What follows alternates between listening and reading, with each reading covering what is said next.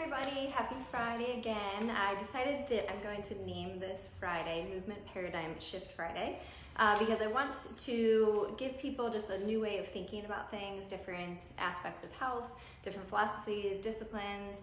I think that is part of my mission is the movement paradigm is to really expose people to all of those things. So today is going to be no different. So I'm going to talk a little bit about what I consider a new and improved way of tracking fitness and health and wellness. So we are very familiar with all of the different fitness trackers, the Apple Watches and the, I don't even know all the names, but there's so many different ones that are counting steps and, some of them are, tracking heart rate and things like that.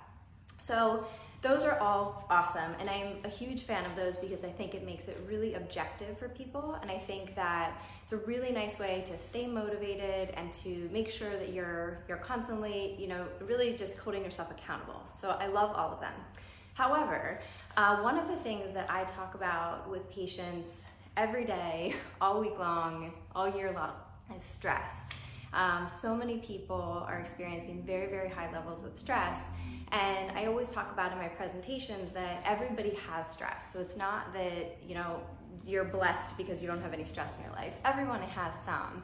But the most important piece of that is how we manage stress.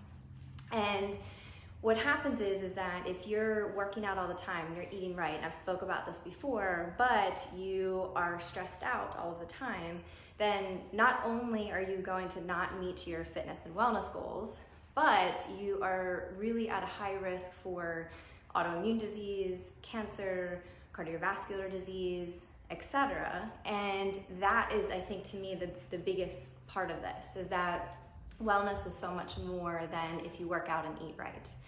So with that said, one of the things that I recommend is measuring heart rate variability. So the reason for that is when we think about stress, it's really when you are uncertain about something, you have a fear of what the outcome is going to be, or you have a complete loss of control. So when people are undergoing acute stress, that can turn into chronic stress, that can turn into chronic inflammation.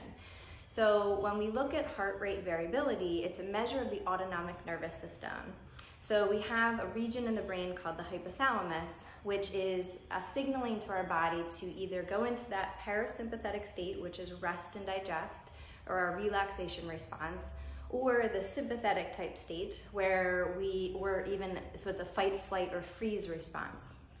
So when we have all this signaling going on, that can be based on what we ate yesterday. Did we have an argument with our boss? Are we stressed about the event that we're getting ready for?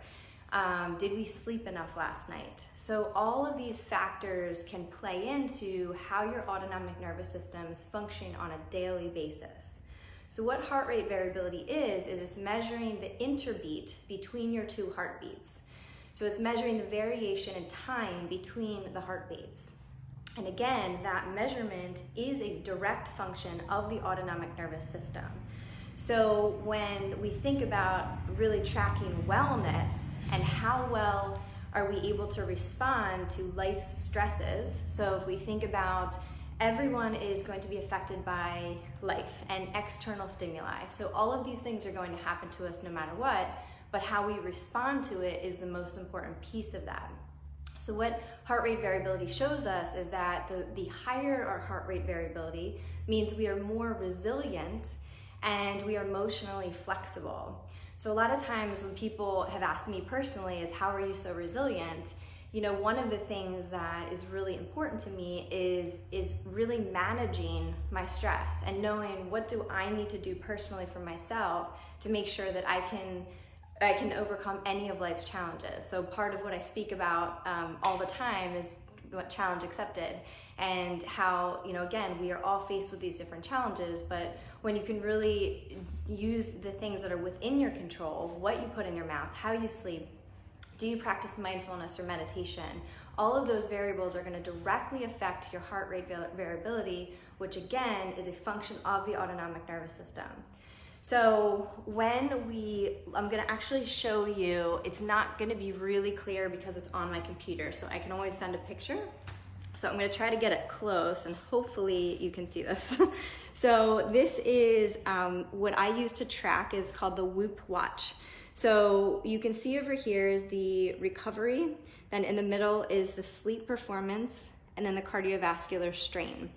So in this particular picture, this is showing that the recovery of this person was 86%, their sleep performance was 97, and then their overall strain was 12.1. So I'm gonna speak a little bit about that.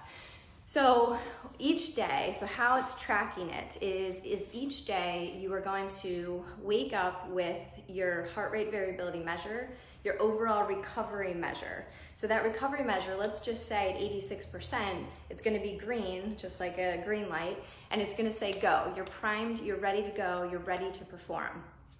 However, let's say that you woke up and your recovery said that it was 25%. So that would be red. That means that you should rest that day. You should do restorative type activity, not try to go do HIIT training because that was the scheduled time that you were supposed to go. That is the opposite thing of what your nervous system needs at that time. So when you're looking at the recovery component, it's going to dial in your resting heart rate, your heart rate variability, and your sleep performance. So the sleep performance, let's say that your sleep coach might on the app might have said you should sleep 8 hours a night.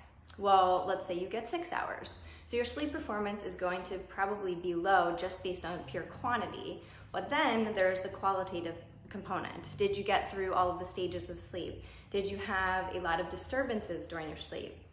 So all of those things factor into what is your total recovery.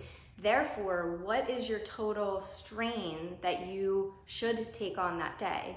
So again, if recovery is poor, that means that that's a day you should be doing more restorative work. You should go do yoga, mobility work, breath work, meditation, just pure relaxation. As opposed to when it's green and you're primed to go, then that's a day to go work out hard. But how you want to monitor it is that, of course, it's not going to, the technology is so much more advanced. This is called the Whoop watch. This is what I recommend to patients. I use it. It's a huge, huge fan of it. The gold standard is electrocardiogram, so you would really hook up sensors to your body. However, the technology continues to improve, and this is definitely one of my favorites for sure. So what you have to do, what your kind of role is to be able to say, why was my recovery good today, or why was it not good today? When I first started monitoring it, my recovery was poor every day. So I was in the 20% red every single day. And so what I learned so much from it, because I'm so in tune with my body, but I realized that I couldn't work out every day.